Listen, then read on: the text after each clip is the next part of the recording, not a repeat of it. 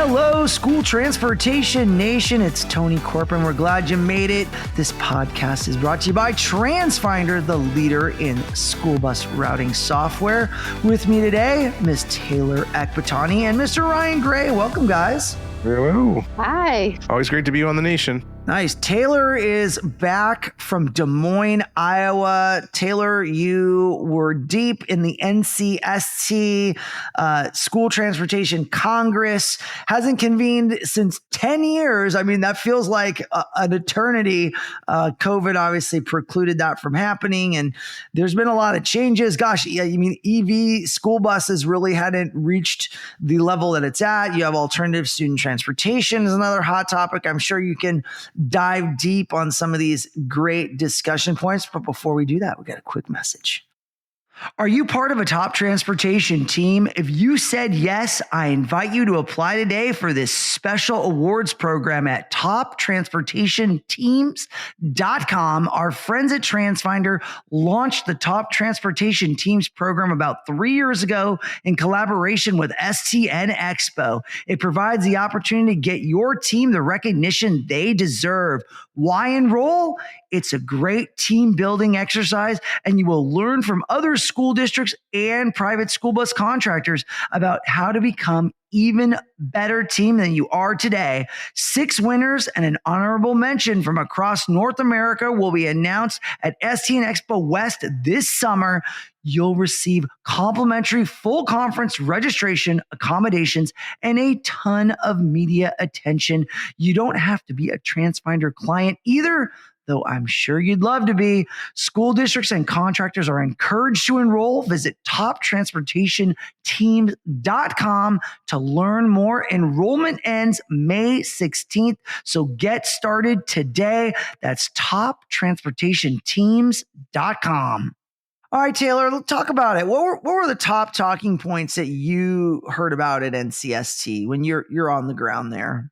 Yeah, and like you said, I am fresh off a plane from Iowa. I have my suitcase still behind me, like overflowing. So just ignore that for you guys. I know the audience can't see me or the listeners, but it was really interesting. I think the biggest thing is everyone said it was going to be so like rigid, right? Like it's a Congress and you have to sit there. And so I was expecting I had to sit up. I don't know. I was expecting a very structured and rigid kind of feel, but it was still kind of, I don't know, it was still conversational. There was still a lot of good conversations happening. There was still very much interest and passion from the industry, which was great to see. It was a lot of newcomers. So I wasn't in the industry in 2015. I don't know how many other people, in the delegation can say that. But so it was, I want to say it was 85% new people. So a lot of them hadn't been there before. A lot of them didn't know what to expect. And I think that kind of showed a little bit in the beginning because the first day, and I wasn't there for the opening session, they went through the rules and how the process was going to go. And then the next day it just started off running. So I think that was just really interesting, seeing the process and seeing people get more comfortable kind of as the day went on about, okay, I'm passionate about this. And some states fully adopt the manual. So they should have a huge representation and should have a lot to say about it. And I didn't necessarily see that.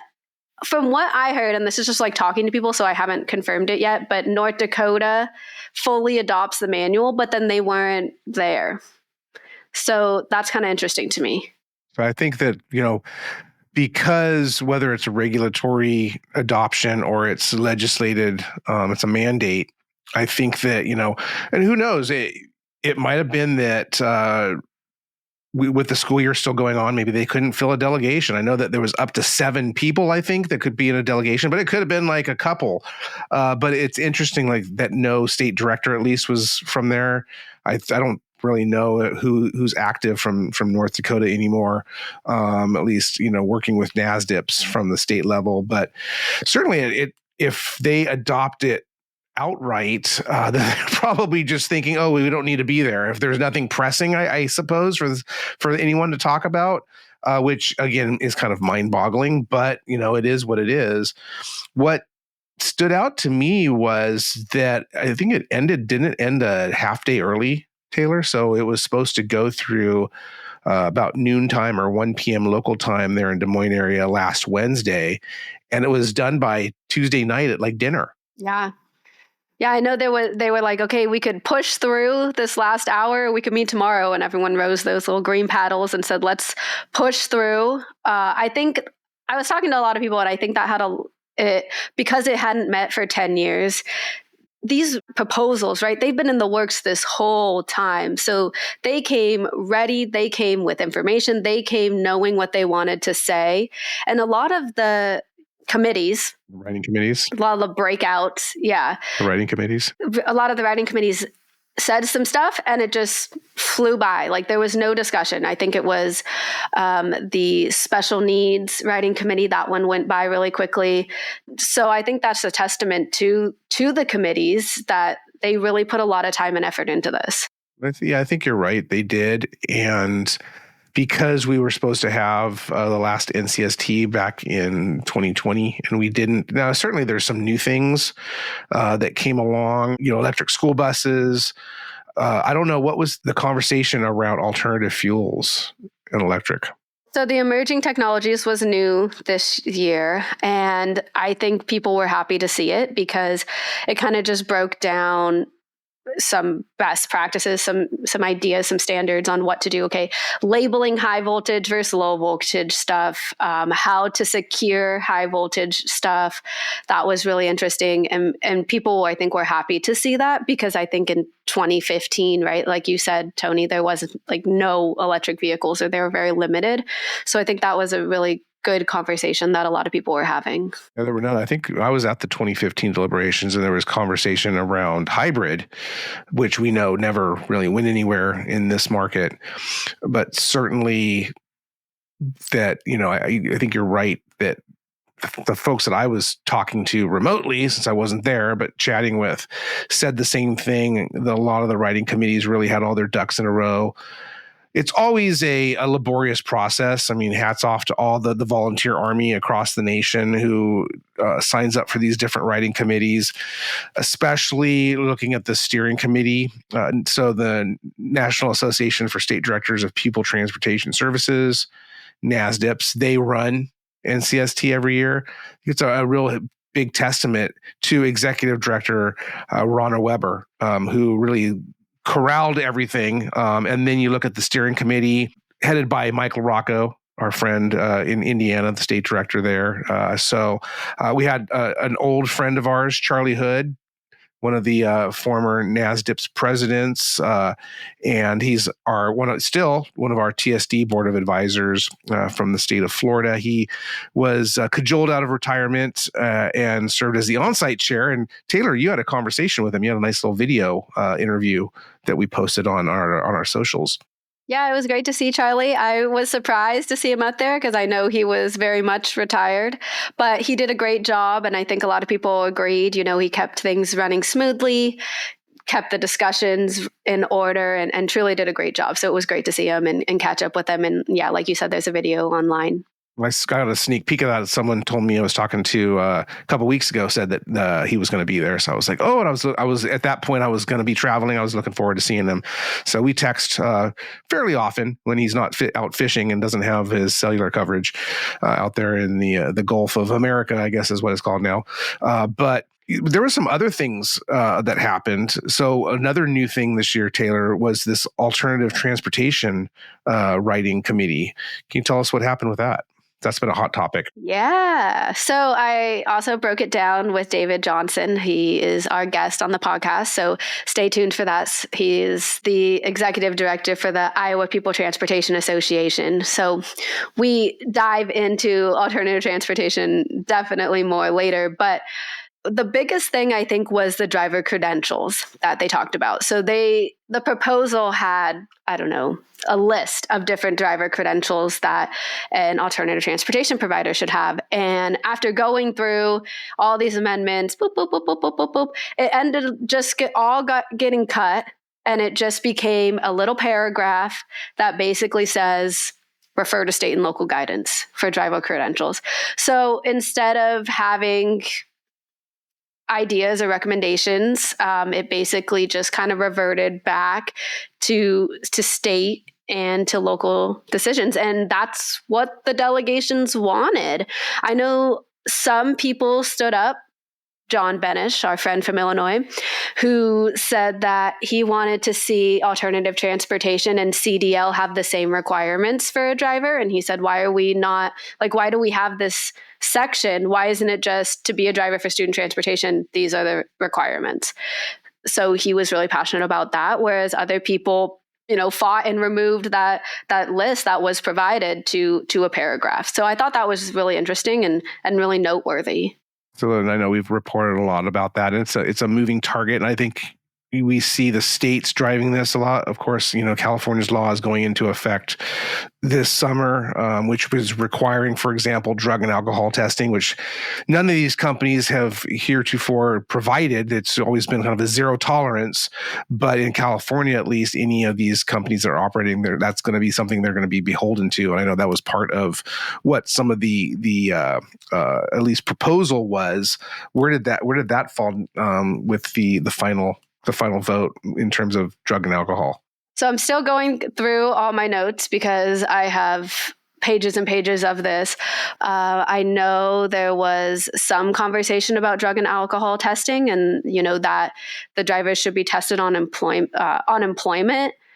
I'm not 100% sure on where the discussion went. I need to go through my notes again. Yeah, I would hope so, because that would be something that definitely, I think that, going back to what California is doing in a growing number of states are doing, I think that the drug and alcohol is really important. Yeah, what was interesting too with alternative transportation is, and Tony, you kind of brought this up earlier, was about whether or not there was a differentiation between vans and contracting, and it was all just alternative transportations. And so they kind of worked through the definition with that too, just to kind of any vehicle that is not a school bus that is also, contracted with kind of falls under this category. Interesting stuff. Yeah, I think the alternative transportation section definitely spurred a lot of conversation. I did talk with David, so you guys will hear that conversation a little later, but their Department of Education chair actually tried, I think is the word I'm going to use, to change allowing 10 passenger to 15 passenger vans. And obviously that runs into federal law, and that got a lot of pushback from the delegation. Proposals, yes, proposed on the floor. I remember those from when I've been out there. That struck me as interesting, to say the least. And I think several other people, we've written a lot about that, and there are folks who have written opinions for us for the magazine that are very adamant that even the alternative transportation of whether they be minivans or any other vehicle that's not a school bus can kind of fly in the face of those federal laws. So going back, several decades ago, Congress, they outlawed the sale of any non-conforming vans, quote unquote, these 15 passenger vans that you're referring to school districts.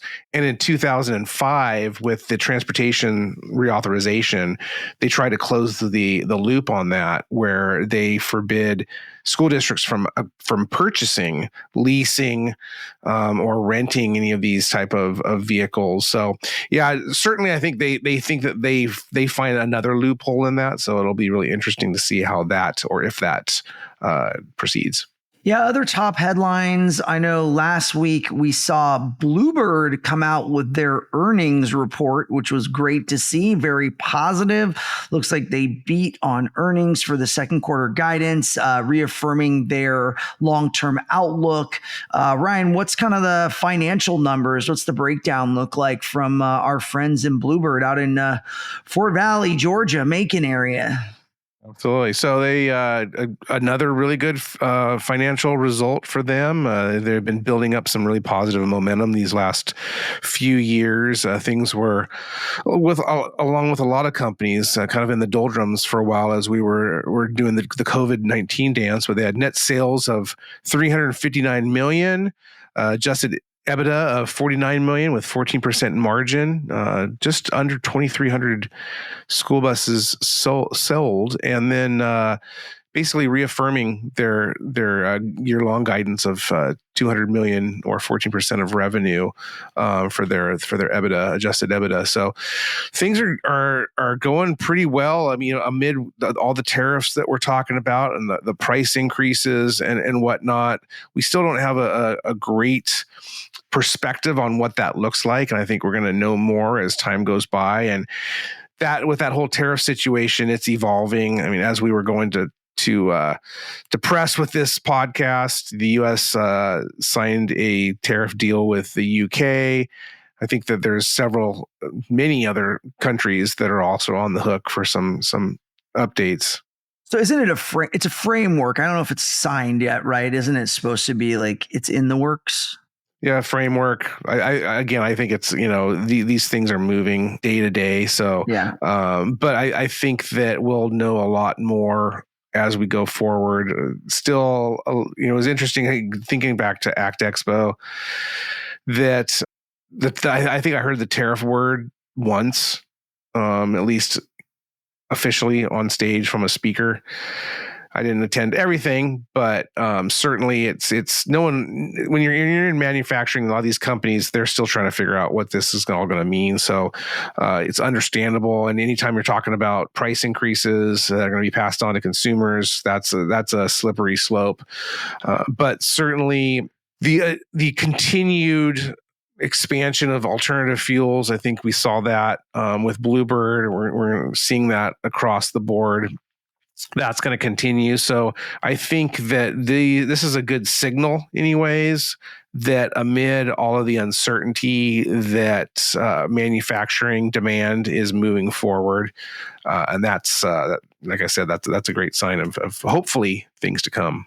Yeah, what jumped out to me in that UK framework, they specifically called out Rolls-Royce engines not being tariffed coming into the United States. Now, granted, that doesn't affect school transportation because they don't have a Rolls-Royce engine, but it's more about aircraft, right? And they were talking about the UK buying Boeing aircraft. So definitely having to do with vehicles and aircraft and American made, which I think is interesting, right? There's components to that. So I'll be curious if we start to see engines be a discussion point with other countries. So Germany or EU, do we see some of that playing into the dialogue? Obviously, Cummins is kind of the preeminent engine partner in school transportation. And then there's other players, Roush CleanTech. Obviously, we have Detroit Diesel, but there's also components coming from overseas. So very curious to see how the energy game is played with these tariffs and some of these, global political deals on that spectrum. So more to come, I guess, as we report day by day, right, Ryan? Yeah, absolutely. And what I'm seeing here, according to NBC News, it is a trade deal with UK. So the first agreement that US has reached. So, and the real quick and skinny on that, 10% baseline tariff will remain in place. So that's kind of the baseline that US has placed on, dozens of countries. But the duties on British vehicles will fall from 25% to 10%. So speaking to what you were talking about in terms of Rolls-Royce and vehicles, if you want to get your Jaguar. But certainly, with this announcement as well, Trump said that he's, still planning to negotiate something similar or some kind of trade deal with the European Union. And he's open to reducing that 145% tariff on Chinese goods. So again, as we really crunch into the detail, or someone crunches, and I'm sure there's analysts that are crunching into what exactly this means and what type of components, like you mentioned with energy, so much from a battery standpoint for the electric vehicles is coming from China. So I think that what we've been talking about all along with President Trump's so-called art of the deal, quote unquote. I think that, again, this is a moving target.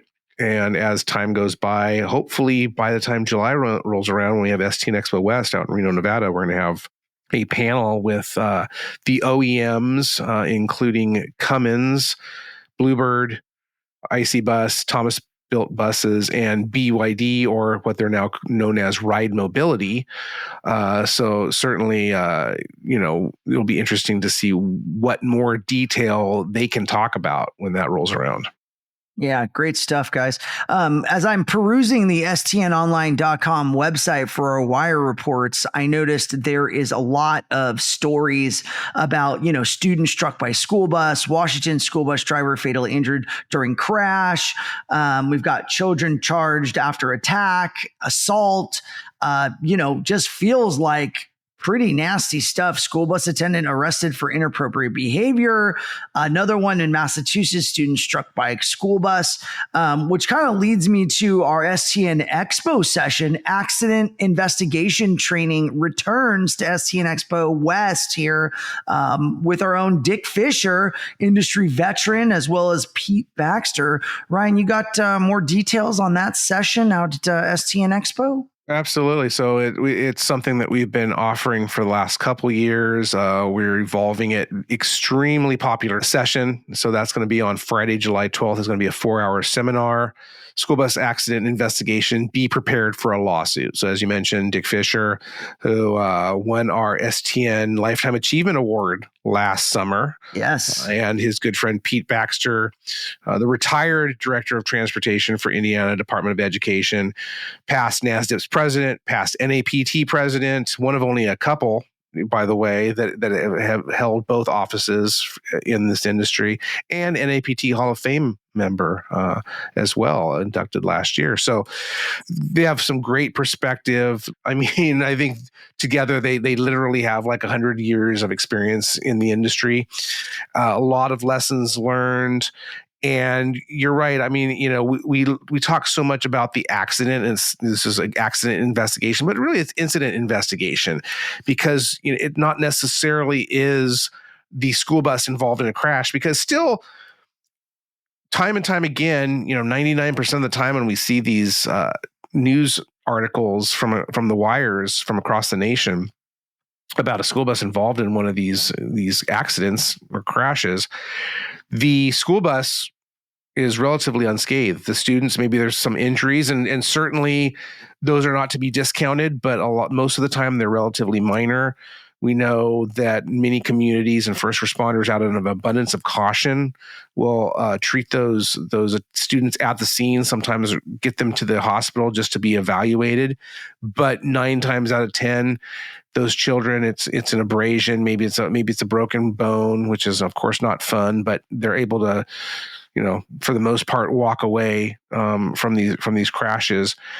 But we do know that more serious crashes do occur. We know, Taylor, that we have several fatalities in the school year. Now that the school year is starting to wind to a close, we still have to pay attention to the danger zone at school bus stops. That's where children are said to be at the most risk when they're getting off and on the school bus, or waiting for the school bus, or walking to the stop before the school bus even gets there. So a lot there, and it's no surprise, again, that it's so popular that we really fill the room. We sell that one out. So if you want to get more information on that, head over to stnonline.com. STN Expo /West is where you can register and learn also more about that session on July 12th, as well as all of the great sessions that we have planned. Yeah, guys, make sure a reminder on that early bird special ends on June 6th to save 20% on your registration. You still can lock that in, stnexpo.com/West. So take full advantage of all the great sessions we've got planned. The agenda is getting updated day by day. So there's new things popping up, new speakers. Ryan and Taylor and the team are constantly innovating. We're coming up with panels. So if you've got great ideas, make sure to email Ryan at stnmedia.com. Love to hear from you if you got ideas for the podcast. And don't forget about Taylor. She loves surveys. I mentioned it last week, and we have what surveys we got going out right now, Taylor? What do we need to answer? The hot burning questions. We still have the June survey. It's probably sitting in your inbox. Just click that little link. It will take you 3 minutes. Help us out, answer some questions. We only had like 35 people answer it at this recording. So I know there are more of you out there.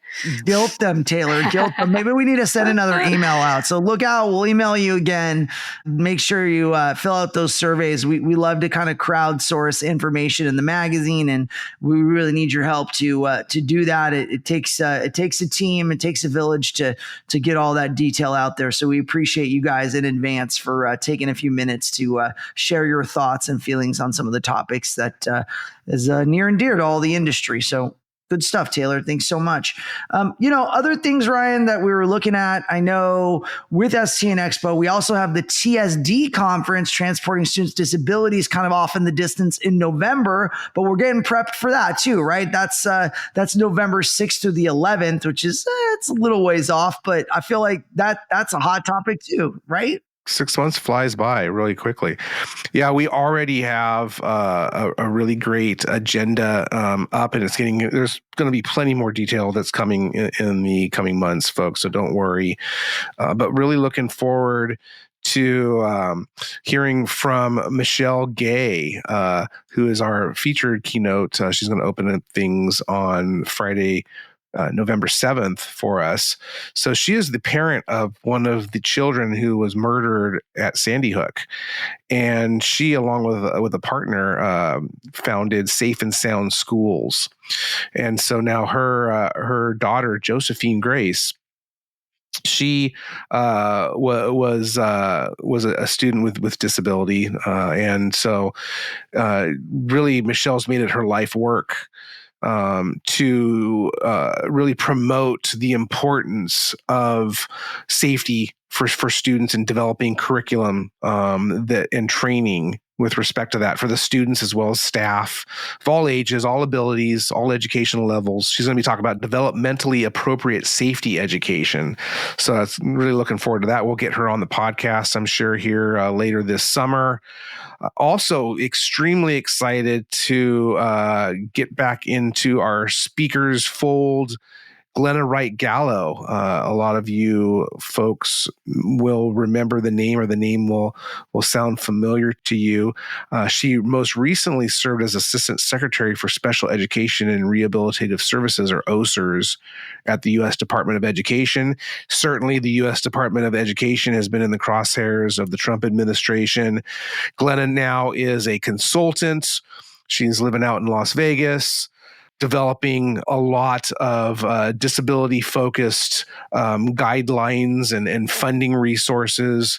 So she's going to come in and talk with us, kind of try to help folks get a little bit of clarity on the situation. Of course, I'm sure we'll know more, at least more than we do now, once we get to November, about where the Department of Education lies. Now, certainly that would likely take an act of Congress to abolish, but we know that there is a lot there, especially in terms of IDEA, the Individuals with Disabilities Education Act, that could be affected.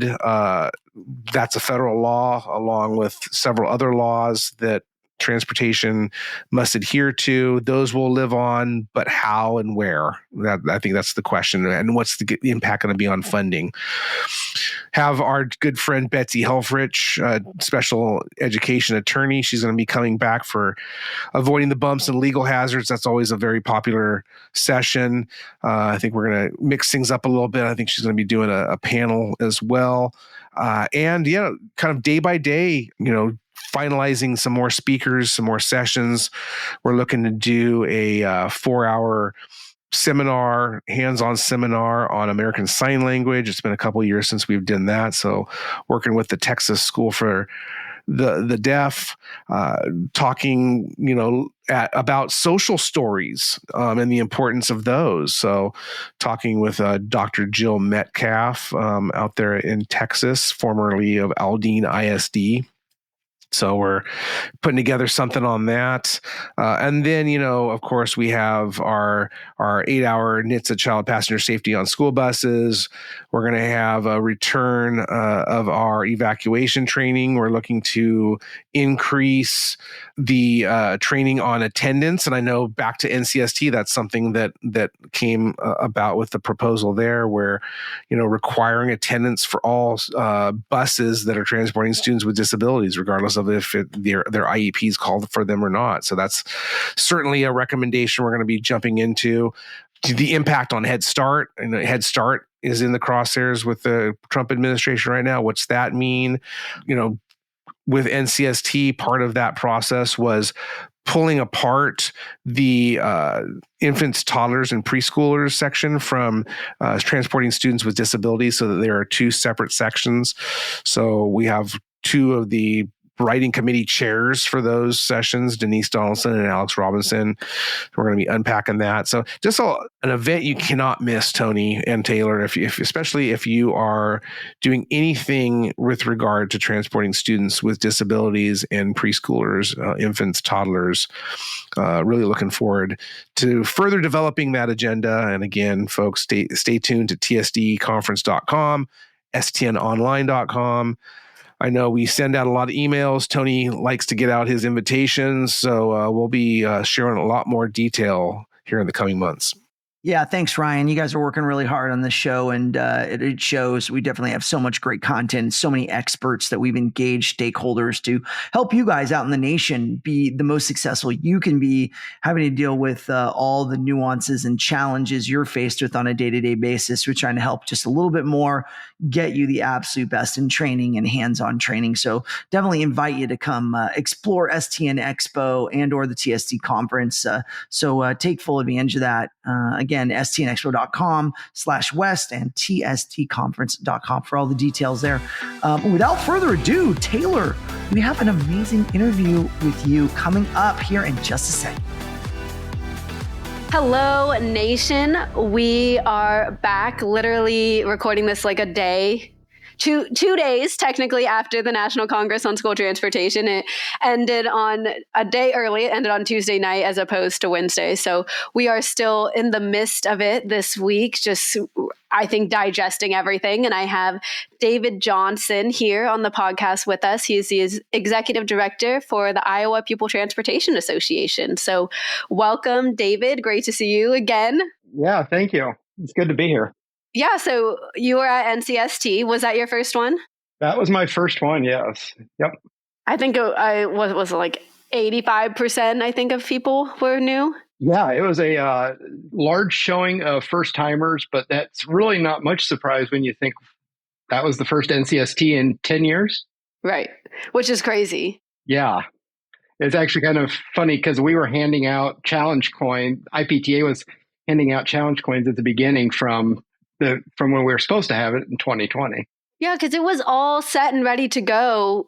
I mean, it canceled, like a month before, I think? Yeah, it's been so long ago, I kind of forgot and put it out of my mind. But yeah, we were ready to go. And then everything just went crazy. So if you think about it, the committee's had a long time to work on these new proposals. So maybe that attributed to the quicker, timetable. Yeah, I think that's how we were able to finish so quickly. The writing committees had a ton of time to work on things, go over things, and kind of got everything right. And we didn't have to do a lot of discussion and debating back and forth. Yeah.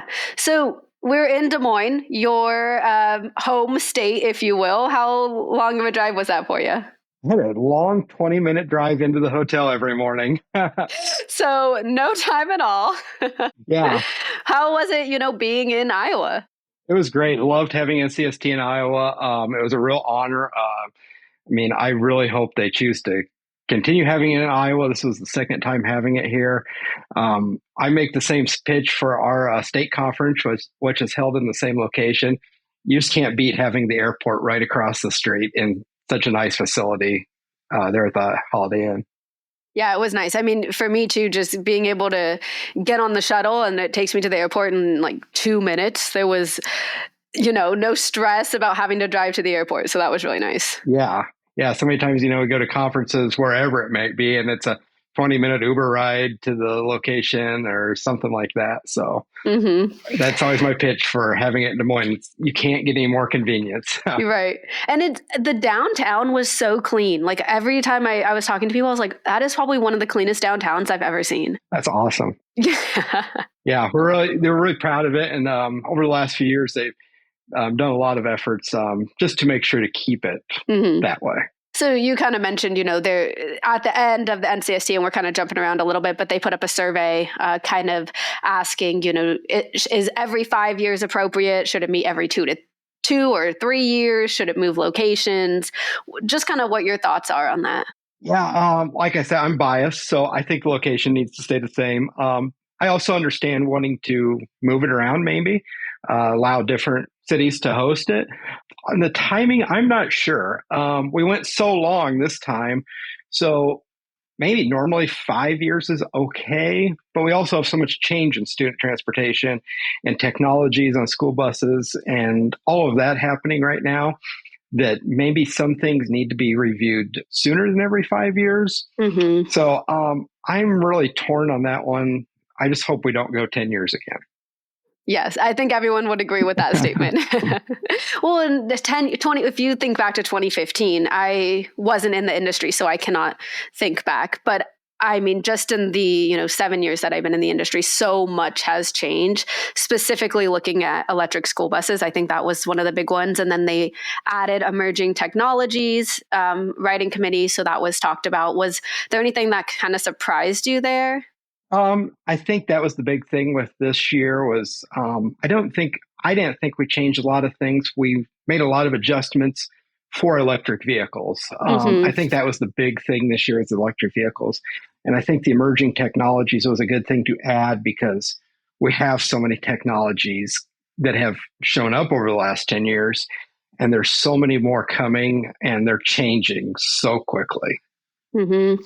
And I think when we look at how often we should have a NCST, there's some areas like emerging technologies. Maybe that group should meet more frequently, where other groups maybe don't need to. Yeah, I think one of the big things, like specifically related to that, was differentiating between, low voltage and high voltage battery systems and securing that, because a lot of this is new and falling on transportation directors, and transportation directors aren't necessarily electrical engineers, right? Exactly. Yeah. And I think there's just still a lot of unknowns about some of the things, like how should we be securing them? What's the best way to have them secured and accessible in an emergency situation? So, yeah. Does Iowa have electric school buses? Yeah, we have I think last I saw, we have about 30 or 40 running around the state. And we have one large school district that has an order of 15 on the way. Okay. Wow. So you're definitely jumping into the emerging technologies. Yeah. There's some showing up around here. It's kind of unique how it's happened in Iowa. I thought it would be the large school districts in the cities that got them first, but it's actually been our rural school districts that have jumped on board first for this one. Interesting. Do you know why, or maybe can talk on it? I mean, I would think rural would have longer routes. Yes. So that's why it's surprising to me. And I'm not 100% sure. I know rural school districts funding is an issue. So with the EPA grants and all of that, that certainly helped get them on board. Like, hey, here's a chance for us to get a bus where normally with budget cuts and small budgets to begin with, it's a little bit harder to replace their fleets. Yeah, interesting.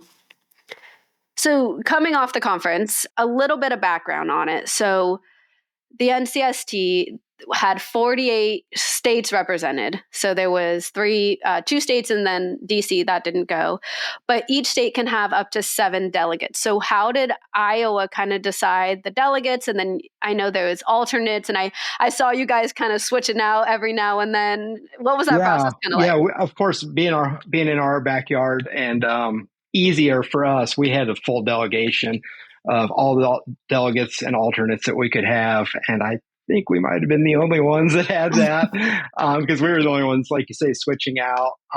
But our Department of Ed, our state director was our chair, and him and the Department of Ed, they put together our delegation, which was Department of Ed representatives, himself and the bureau chief.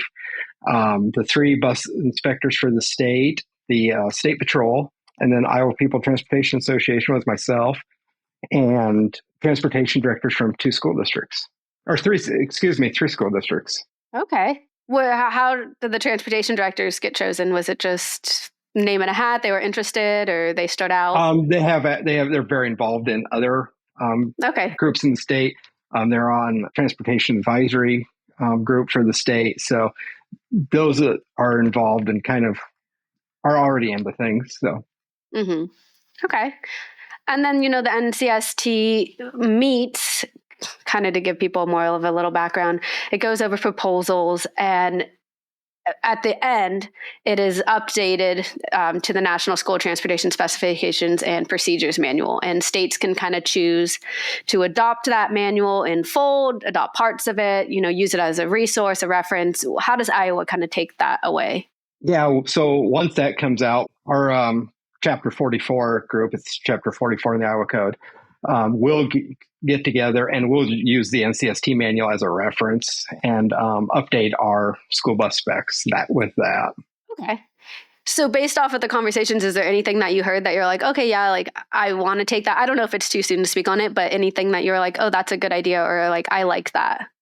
I guess I don't have anything huge that jumped out at me. Like I said, a lot of it was EV stuff and things that I kind of expected to hear coming down the pipe. One thing that we talked about was fire suppression. That's something I think we need to see more of, and have the requirement to have it on some vehicles. Yeah, I know that you guys requested an amendment to add fire suppression for alternative transportation vehicles, for all of them to have a fire suppression system. Kind of talk me through that decision. Yeah, we wanted to see that put on all alternative transportation vehicles with a wheelchair, a mobility device such as a wheelchair lift or ramp. And our thought process there is with those vehicles, it's going to take more time. We already know it takes more time to get those vehicles loaded. So in an emergency situation, it's going to be no different. It's still going to take time to get those wheelchairs off. And especially if you got 3 or 4 or 5 wheelchairs in a vehicle, we definitely think there should be fire suppression there just to give you more time. And I'm sure that stems back to the fatal crash in Iowa where the driver died and a student died, because they didn't get off the vehicle in time. I'm sure that was in the back of your head while you were making that, amendment. Yep. And like I say, that's a large school bus. And internally, amongst our group, we talked about, should this be required on school buses as well? And while we think that it's probably should be recommended, we didn't go as far as to do an amendment for school buses. But you just think how fast that school bus burned. Look how fast that van's going to burn, or, anything like that. Right. And so it didn't go through. So just so people know, it did not get amended. But I know that was something that you guys had talked about during the Congress. Yep. Yeah, I thought that one would get a little support, but surprisingly. And I know there's a cost factor there too. So yeah. Speaking of the cost factor, crossing arms did pass. It was the first proposal to be read on Monday morning of the Congress. So I don't know if people were a little hesitant to speak for the first one, but 26 states already adopt crossing arms. So I don't know if it was that surprising that it passed. But do you guys have crossing arms on your buses? Everything except Class D. Okay. And that's kind of where I was at with it. I've always thought, the Class Ds, your visibility is pretty good there. I definitely was surprised that it wasn't required already on conventional style buses where there is visibility issues, being able to see little ones in front of the bus. But and that one didn't surprise me as much, just because we already have it, maybe. So it'll only be a little bit of a change for us if we do decide to adopt that on ours. Okay. Yeah, it went from may to shall. Yeah. Yeah. Okay. Yeah. Just so people know, there's different language. So shall is the most stringent, and then should, and then may is more of a recommendation. Yeah. Okay. I think other sections from that, LEDs did not pass.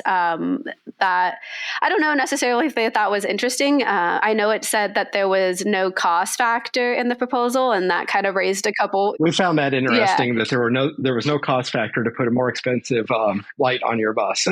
Right. I think that raised a couple flags. I know a lot of people had a lot to say about that. And we've also had discussions amongst our delegation.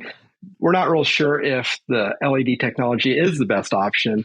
Our inspectors talked about in situations when they're doing inspections where they have to get at the right angle to see the lights are actually working on the bus, because if you're not straight on, it's not always real clear if that light's working. Oh, interesting. I know like some other topics of conversation around that was kind of relating to, okay, this is the technology now, but right, if this Congress continues to meet every 5 years, what's the new technology in 1 year, 2 years, down the line? Exactly. And that was some of the things I thought maybe it was just getting the conversation started about it, because in 5 years, it could be something completely different. Mm-hmm. Yeah, lots of discussion there.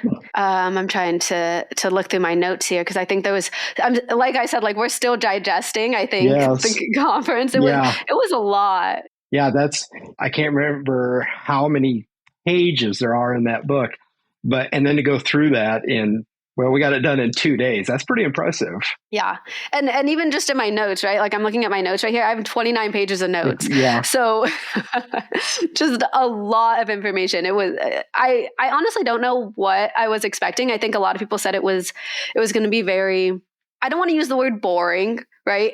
But I think that was kind of the perception, and that's not really what I took away. What I had heard was it was going to be a calm. Okay. There wasn't going to be a lot of, firestorms or anything like that. Not a lot of endless debate, which kind of surprised that the debates did surprise me where, there were some things I'm like, oh man, this is going to open a can of worms. And we just flew right through that. And then we come up against something else and it's like, oh my gosh, we're going to debate this all night. I know I'm going to put Iowa on the spot, but I know that one conversation that came up relating to the alternative transportation section was, I think that was she was through the Department of Education, your Bureau of Chief, kind of recommended going from the 10 to 15 passenger vans. And of course, that is not allowed by federal law. So that sparked a lot of conversation, but can you speak on that at all? Yeah. So within the state, it's kind of become a thing this year. It came up in the legislature at the beginning of session, actually, that they wanted to allow the use of used 15 passenger vans, which right now Iowa currently allows the use of used 12 passenger vans. Kind of gets around all that federal stuff because they say you can't purchase new. So I can't remember the year exactly now, but they passed legislation to allow us to use 12 passenger, and school districts have taken advantage of that. But school districts are still calling their legislatures and the department and requesting the use of 15 passenger vans. And the department decided to bring it up at NCST. Interesting choice.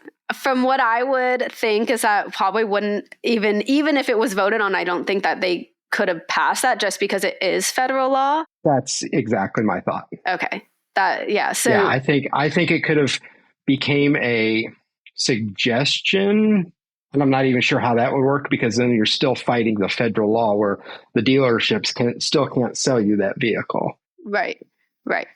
So and everyone, not everyone. There was a lot of conversation about it being a federal law, being that it can't be passed like that. And so I do think that it raised a couple concerns from other delegation members. But just speaking on the alternative transportation, section in general, I think there was a lot of conversation about it, whether or not the driver should have the same exact credentials as a school bus driver. And that took a lot of time, I think, to work through. Yeah, I think that's when, things really got fired up, was when we hit that section. And I kind of expected that. I mean, alternative transportation, while it's not new, it's more popular now. And it's kind of the Wild West when it comes to alternative transportation across the country. You kind of see a lot of different things happening. Through my research for 15 passenger vans, when legislators started calling me, I'm hearing about states that don't inspect vans at all. And So they don't really know what's being used. So yeah, I just think we're still kind of running the Wild West scenario with alternative transportation. So I think it was good that there was so much conversation with that piece, so we can kind of try to nail some of this down, especially like with driver training. I know we're talking in the state right now about having yellow school bus driver training and type 3 vehicles, what we call them in Iowa, type 3 vehicle training. So two separate trainings. So you have that person that says they're never going to drive a school bus. Their authorization will just be for that alternative vehicle, not a school bus. Okay. Yeah, I think having alternative transportation committee, right? I think that's a huge step in the industry. And I think had this conversation come up 10 years ago, right, the whole proposal probably would have been shut down. But I do think that a lot of people understand the need for the use of alternative transportation, that it solves a lot of, whether that be driver shortage or expenses, with one school bus kind of going out of the way for, students under McKinney-Vento Homeless Assistance Act. So I think that the delegations understood having that in there. I honestly thought there was going to be more pushback on the entire committee as a whole, but I think it was just kind of nailing down the specifics on, what is required of an alternative transportation provider. Yeah. I think, like you say, school districts are kind of, everybody's facing a driver shortage. I hear about 2 or 3 school districts every once in a while telling me, I'm full of drivers. I got all the drivers. I'm great. And I'm like, wow, next week that'll change. But we got McKinney-Vento situations, and here in Iowa, we have open enrollment things. And when I was a transportation director, small sports like golf, I don't want to send golf on a full bus because there's only 10 or 15 kids. So it's situations like that where the alternative transportation comes in great, but we have great standards for our school buses. Now we need to have great standards for our alternative transportation. Right. And I think, so looking at the driver training section specifically, because I think that one got a lot of conversation. Yeah, it did. And I liked what happened there. What ended up happening was they had, in the manual, they had different topics, and we added some, we took some away. And at the end of the day, we took all the topics away and just left it up to the states to come up with their own curriculum. Yeah, I know the first one that debated was the age of someone who drives an alternative transportation vehicle, right? And that does seem like a very state-specific thing, because I was just talking with Joshua Heinerman a couple podcasts ago about the starting age to be a school bus driver. And in Tennessee, it's 25, which is the highest state, right? So 25, and then, seeing 18, you can drive alternative transportation vehicle. I'm sure that's alarming for them.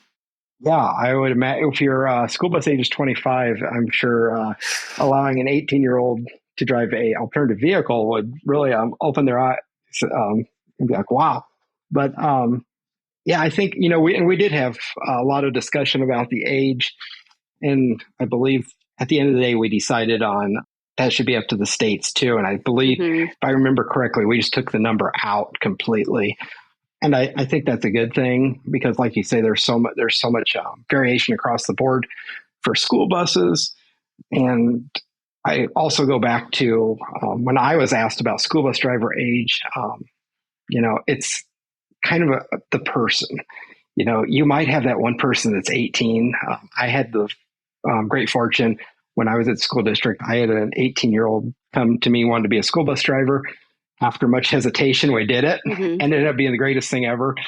But there's also a lot of 18-year-olds out there that I don't know that I want them driving that school bus or alternative vehicle. So I don't think it's just an age thing. It's a person by person thing. Yeah.